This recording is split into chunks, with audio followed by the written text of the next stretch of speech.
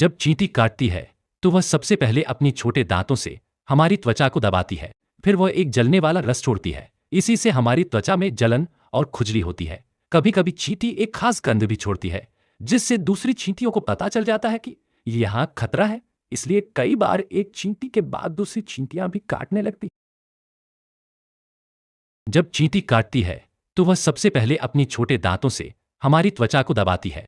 फिर वह एक जलने वाला रस छोड़ती है। इसी से हमारी त्वचा में जलन और खुजली होती है। कभी कभी चींटी एक खास गंध भी छोड़ती है, जिससे दूसरी चींटियों को पता चल जाता है कि यहाँ खतरा है।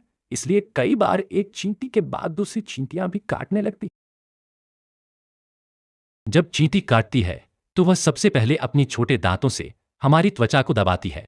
फिर वह एक जलने वाला रस छोड़ती है। इसी से हमारी त्वचा में जलन और खुजली होती है।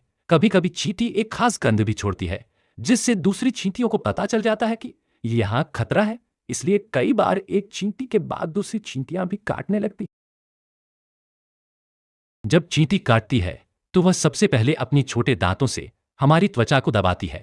फिर वह एक जलने वाला रस छोड़ती है। इसी से हमारी त्वचा में जलन और खुजली होती है। कभी कभी चींटी एक खास गंध भी छोड़ती है, जिससे दूसरी चींटियों को पता चल जाता है कि यहाँ खतरा है। इसलिए कई बार एक चींटी के बाद दूसरी चींटियां भी काटने लगती।